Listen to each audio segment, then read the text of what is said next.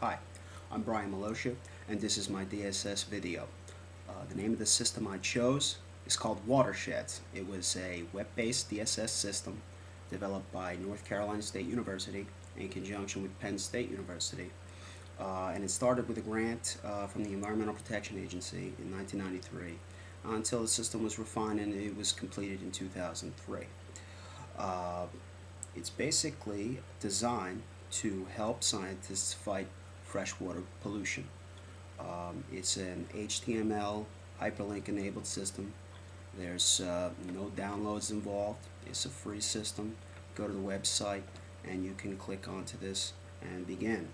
Um, Basically, it attempts to capture the knowledge of the scientists at the university in terms of a database, and based on the questions it asks and your responses, it attempts to identify the source of freshwater pollution, and then it will try to give you an action plan, steps you can take to fix the problem. A typical inquiry would start with identifying first the type of body of water, river, lake, stream, any freshwater system. Then it would be, what do you use it for? Is it primarily used for boating? Is it primarily used for swimming?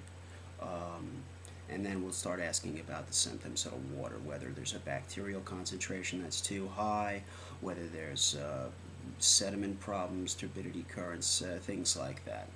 The goal is to identify the problem based on the answers you give it, and it will provide the solution. In addition to that, there's a lot of links along the way. In nested if-then scenario type questions provides you some links to additional information. For example, if you need more information on the bacteria, you can click on that question mark and it'll give you an encyclopedia style entry, fully cited, fully referenced, and then it'll give you additional websites to visit if you want to learn even more about it, or if you want to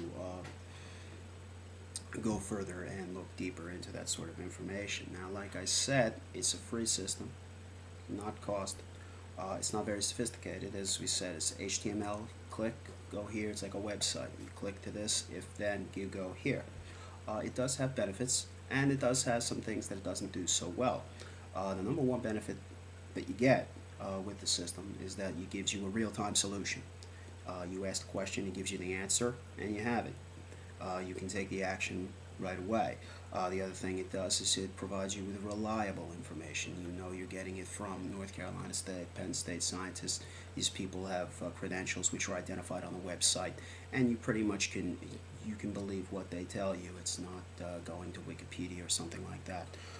The other benefit, as I discussed, is the background information. Everything gives you like these encyclopedia type entries. If you click on it, you get the full background information. So it tries to identify the problem immediately, gives you something to do to solve the problem immediately, and also background information. However, like any expert-based system, it has its minuses. The number one minus is that the system is what it is, and it's not anything more than that. It's based only on the knowledge that's captured. It doesn't think outside the box. It doesn't think laterally, like I mentioned in the PowerPoint. It is the box. It doesn't think outside the box. It is the box. So if you're in a scenario where you're trying to think of creative solutions, or maybe you're not really sure what the problem is, an expert-based system may not be the right one for you. In this scenario, however, it works. The other minus, I think, is that, as I mentioned at the beginning of the video, it was developed in 2003. Now we're in 2009, almost 2010. So have things changed? Yeah, I think it's a good bet that they have. New solutions might have presented themselves. New ways of detecting different scenarios might have changed. It needs to be updated, and the information in an expert-based system is only valid if it's been updated and you can use it. Otherwise, it may not be very useful at all. So, like I said, I'll take you through it in the PowerPoint step by step through a typical system, and I promise I kept the PowerPoint as brief as I could. Okay, so you're welcome, and thank you for staying awake for this movie, and I hope you learned something about watersheds and the DSS.